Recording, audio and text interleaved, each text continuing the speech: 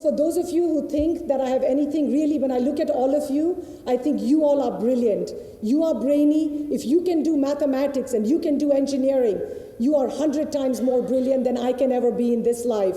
So you make me humble, I feel like I have nothing to offer the world other than my passion and my self-confidence. So when Samir spoke in the morning and when Dr. Satyam was talking about data mining and thinking differently, I thought, you know what? I'm dumb next to most of you.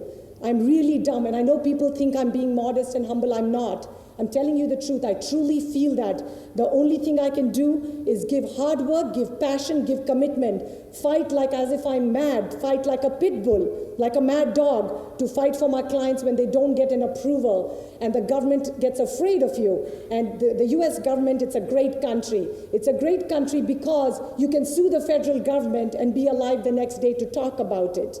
Our law firm, the Murthy Law Firm, has the maximum number of lawsuits against the US federal government in Washington, D.C. to challenge them for excessive delays in processing our clients' cases. It's called a writ of mandamus. And I'm so proud because, like most Indians, my husband, who's also Indian, was very nervous. In the beginning, he said, no, Sheela, no, please don't sue the federal government. It's very dangerous. Don't do it. In fact, today he gave me specific instructions when I left this morning and told Mr. Senthil, who's in charge of our Chennai office, make sure Sheela doesn't open her mouth and gets into controversial topics. But of course, alas, and I told him, if I die, I will die happily because I would have died for what I believe in and what I can speak with an open heart and with passion and commitment.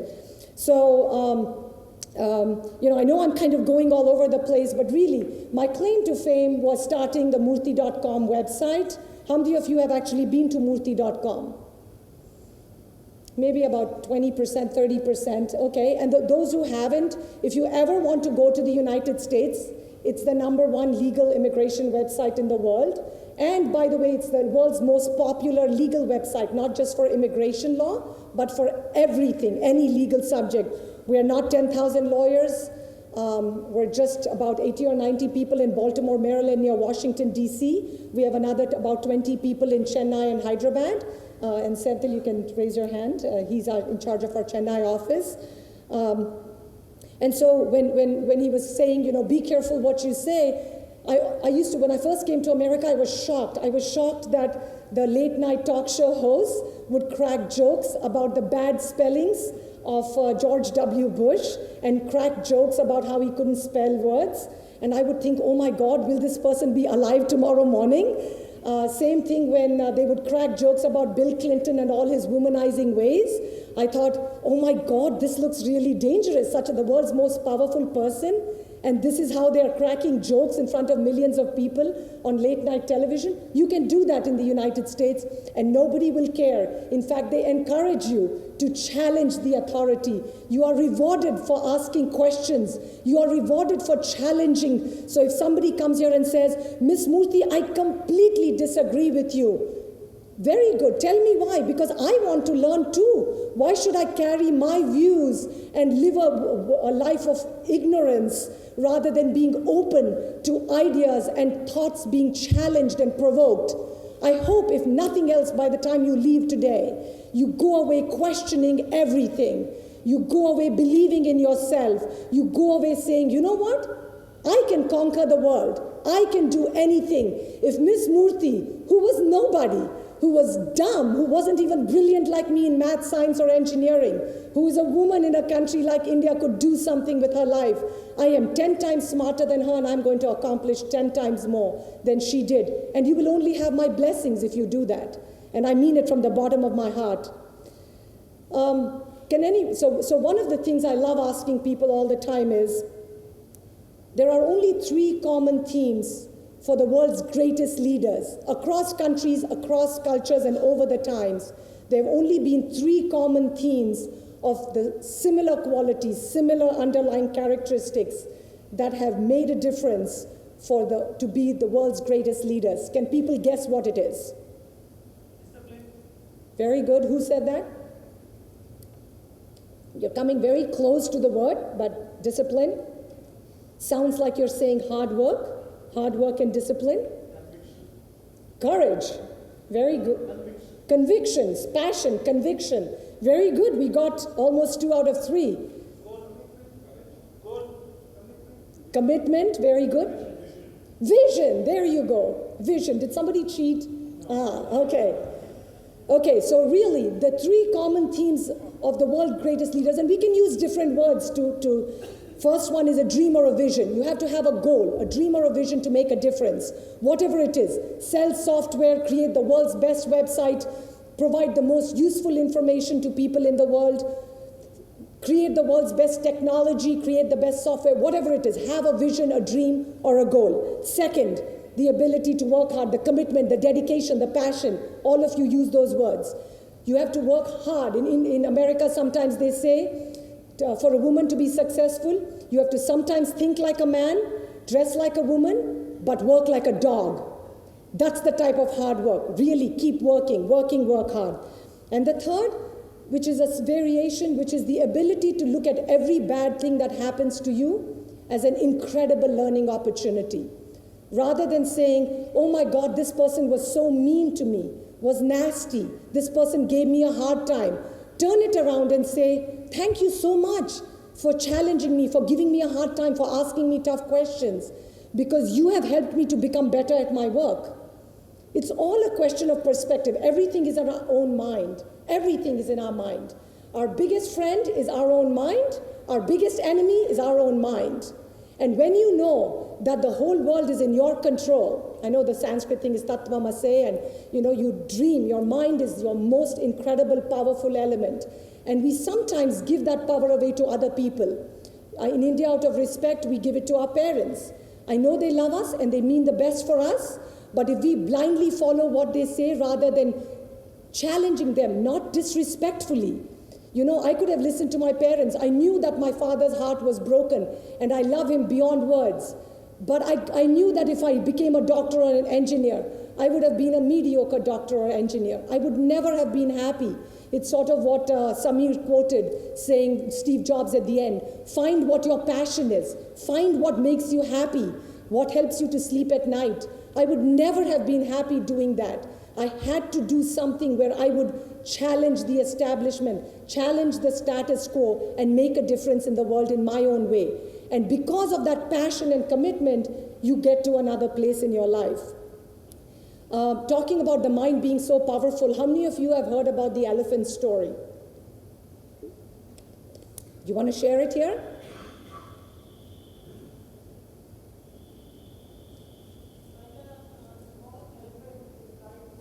Do you want to give him a microphone? I promised you I would make it as interactive as possible, especially after lunch, to wake you all up, right?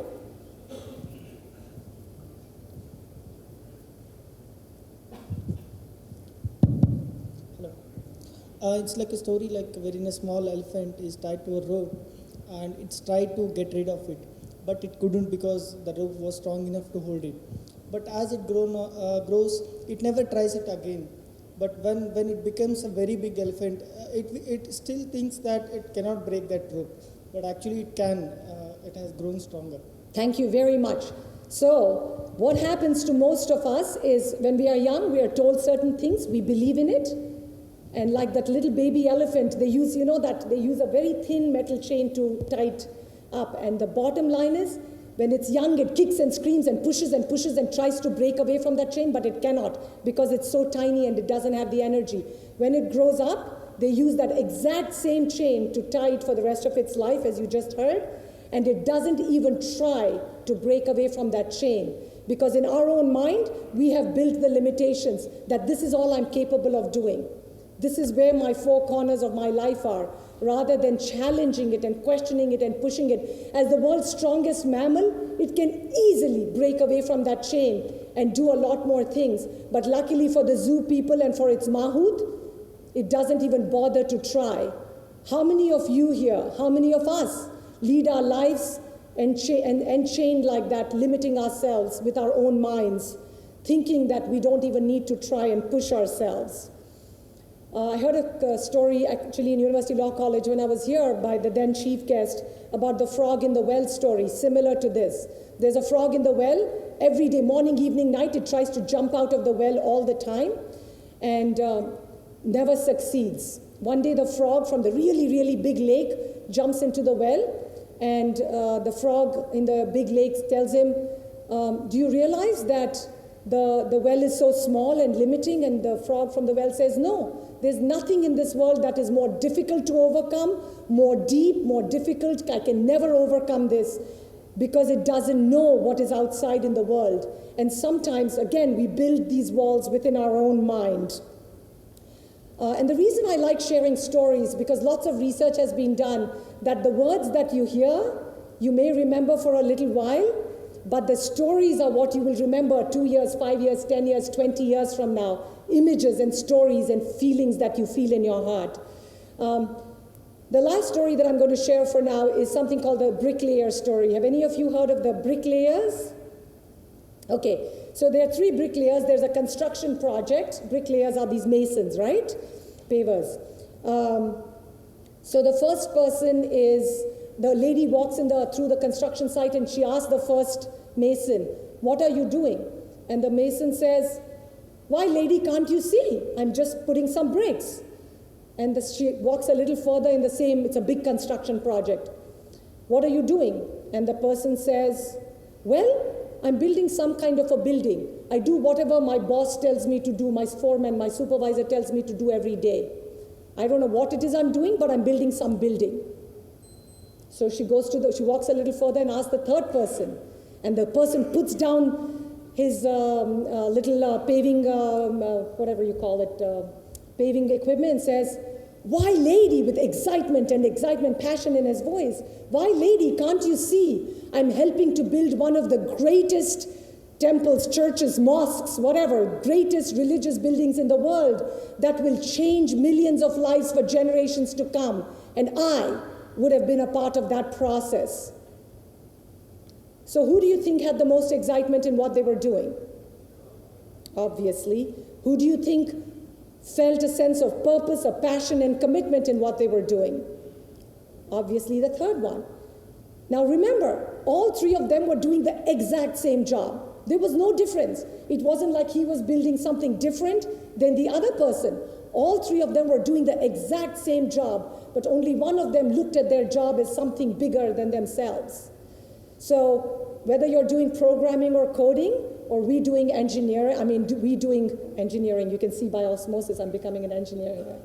Or we doing immigration law, I don't just think, oh, I'm filling out petitions to give someone H1 or L1 visa. I'm not thinking, oh, I'm helping you to get your green card. That's not my job. You all are intelligent and smart enough.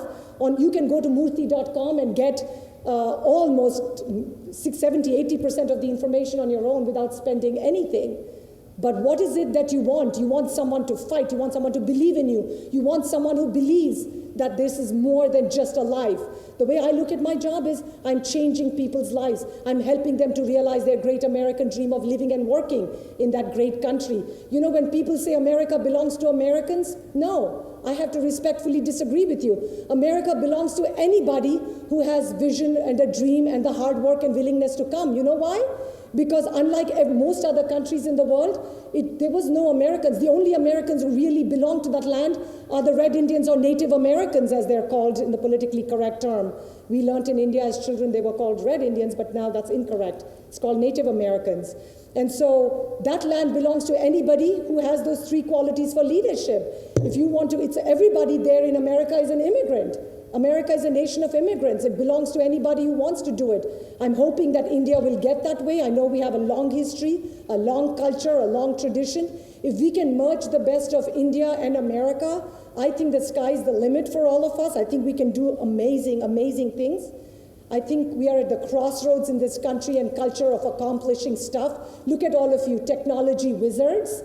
Look at your culture, your religion, your respect that you have.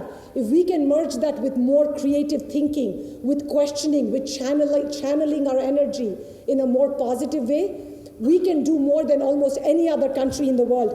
Really, you know what, if you think about it, almost all the great religions of the world were in this part of the world. You have, of course, Hinduism, you have Sikhism, you have Buddhism, you have Jainism. Even if you go to Islam and Christianity, they were in the Middle East. They were not in Europe and they were not in America. The greatest thoughts and minds were all in this part of the world. This was the history of civilization. So what is stopping us from getting back? Because the chakra of life will keep, the wheel of life will keep going in circles. And as somebody, I think one of the people mentioned earlier today, the growth in this growth at which India is growing now is between 6 to 10% compared to America, which is between what, 1 and 3%, Satyam? So, you know, if in 30 years from now, India would probably overtake many other parts of the world, and we can only do it with each and every single one of you in this room who believes in yourself, but not only do your programming and coding, which I'm sure you're brilliant at, but do it in a way that you're constantly questioning, understanding the client's perspective, and more important, examining yourself every day on how you can become better and better and better at what you do.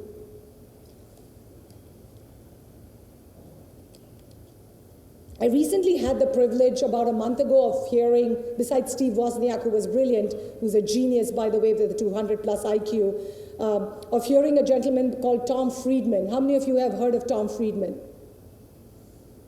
Okay, so he's a 3-time Pulitzer winning author, for those who don't know, of many very famous books, including the book called The World is Flat and The Way We Were, that was us, or something like that. He's the biggest fan of India, of Indianness, of immigrants and immigrant entrepreneurship. He actually said his 5 great takeaways, which I thought would be brilliant because he speaks around the world. His goal is so that Chinese people in China will read about his interpretation of China in a way that they will read about him. He's not like you all, brilliant technically. He's not a doctor, he's not an engineer. But he's just this brilliant strategic. It's all in the mind, remember. He just looks at the same issues from about 100 different angles, and he questions it. He looks at it in different ways. So I always tell people, when people complain, glass of life is always half empty. If you look at it, it's also always half full. And the truth is, it's always both. It's only which one we focus on in this world. Always, it's what we focus on. So what were Tom Friedman's takeaways? He first said, think like an immigrant. I don't care which country you are. I know India doesn't have a lot of immigrants coming in. Of course, as I just told you, America is a nation of immigrants. Everybody came from somewhere else. If not this generation, 2 or 3 generations earlier, 5. It's a new country. It's only been around 300 years plus. We've been around in India 5,000 plus years. Our history can become both the biggest plus point or the biggest minus point. That's up to us how we are going to look at it and use that either to empower ourselves or to look back and say, that's how my grandparents did it, I'm going to do it that way without questioning it. So he says, think like an immigrant. Why? Because immigrants tend to be both paranoid and optimistic. There's paranoia, fear, and optimism, because you always think there's something better for you. Be hungry. Immigrants are hungry, because when I came to America, I had nothing much other than a dream and a vision to do something with my life. So according to Tom Friedman, every single person today in this world is an immigrant in the super connected technology world, because all of us are exchanging information and everybody's an immigrant in this new age global technology world. Second, think like an artisan. Do artisan, a craftsman, a masterpiece, like a Michelangelo. Do a job as you would want to carve your own initials on it. So when you program or code, or you write an article, or you do your work as an attorney, do it in a way that you know nobody, that you have given not 50%, not 60%, oh, I'm brilliant, I don't have to focus. Give 100% of yourself every single time in every job you do, because then nobody in this world will come close to you. You may not be able to do something else, somebody else does, but every human being has some unique qualities that puts us in a very unique position. So do that in a way that no one. Do it brilliantly, take pride in your work, and do it with commitment and passion. Third point, he said, always be in a beta mode. Nothing in life is ever finished. If you think you are finished, then you are finished. Fourth point, he said, passion and persistence, and a high curiosity. are always going to be more important than IQ. So passion and persistence is PQ, PQ plus CQ, curiosity. PQ plus CQ will always be higher than IQ, always. And you can see I'm an example. I do not have the kind of intellect that you have. And then finally he said, and I heard Samir and others talk about it, and Dr. Satyam talk about it earlier today, was always think like an entrepreneur in whatever you do. Don't think that is my company's job, that is somebody else's work, that is their job to do, that is my employer's work to do. I don't care if they lose money, I don't care if I'm making personal phone calls or doing my personal emails or doing this. It will show in ultimately. I always say the truth will always out. Truth will always jump out, no doubt about it. He gave the example of where he was having in a diner, in a small diner in Iowa. He was having breakfast one morning with a friend, and this lady waitress who served him coffee and eggs, he ordered eggs, the person brought it over. This other person he was eating with wanted a light, healthy breakfast, so he ordered a bowl of fruits. And she gave it. She couldn't do anything because the chef inside prepared the eggs, but she gave the bowl of fruits and she said to the person very humbly, "Sir, I gave you a little extra fruit." Now you may think that's a very innocuous, simple comment. What do you think it resulted for her? A huge tip. Now remember, Americans are big tippers in general. She got a 50% higher tip, 50, not 15, because of those few words. "Sir, I gave you a little extra fruit," like 7 or 8 words. And she has figured out that by using that those magic words, the person feels, "Wow, you did something extra for me. I'll do something extra for you." She didn't control anything in this world. She didn't own the restaurant. She didn't own anything. But she thought like an entrepreneur. What can I do to help myself without cheating my employer in any way? And you know what? That's called the classic win-win. So be relentlessly entrepreneurial in what you do. Don't think like an employee, because then you will always be an employee. Think like an owner. Think, if this is my business, what would I do? How can I save money for my employer? How can I do my job better so that my company benefits? How can I continue to do excellent, outstanding work? And you may think, why should I waste my time? Anyway, they're going to give me the same salary. No, you will never get the same salary if you do the same. If you do the same work, of course you will get the same salary. But if you do A+++ work, if this employer doesn't recognize you and give you the higher salary, as my friend from HR will attest from Wipro, somebody else, your competition in India today, it is so highly competitive, the movement of personnel is so active, somebody else is going to give it to you. So don't settle for mediocrity, always push yourself, always give more than 100%, and the rewards will always come back to you.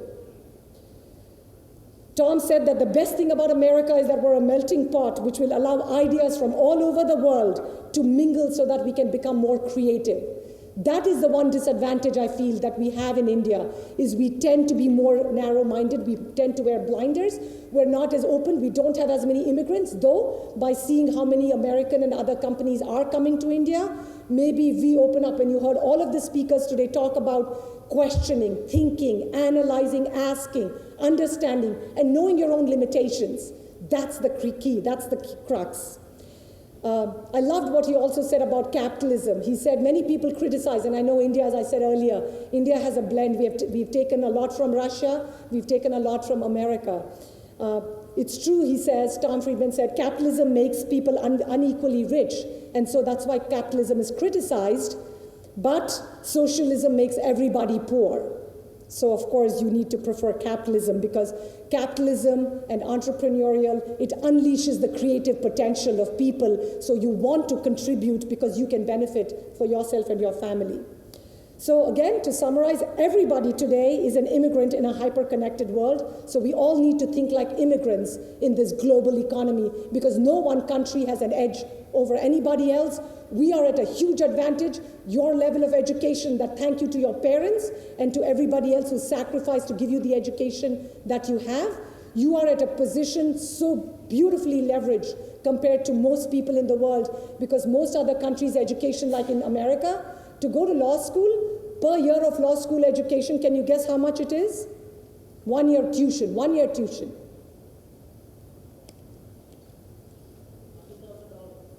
Yeah, so it's 75,000 is the Harvard Law School's tuition and 25,000 living expenses. $100,000, 63 lakhs rupees per year for 1 year of college. And if you have to do 4-year undergrad college and then 3 years of law school, you're almost $1 million in debt before you earn $1 of money. So to me, we have such an incredible advantage in India. We are the birthplace of civilization on many levels. Immigration existed in India, even though we didn't call them immigrants, because people from all over the world came to India to trade in spices.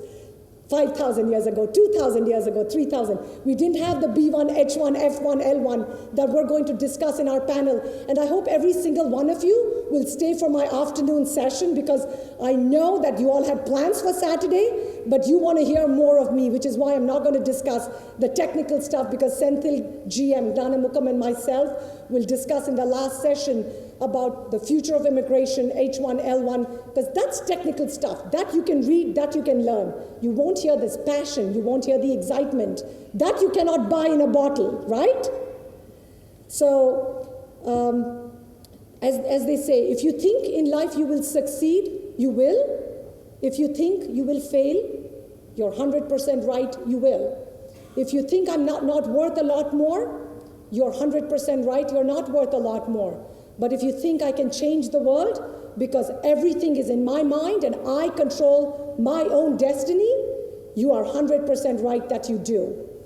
So, go ahead, believe in yourself, believe in change, and believe that you can change the world. I'm sure you've heard, I know that you all know about Buddhism, but when I was thinking about this, in America we use this all the time. Later when I was thinking about it, I thought, Gautama Buddha said the same thing. Thousands of years ago, he talked about right thinking, right meditation, right contemplation, right action.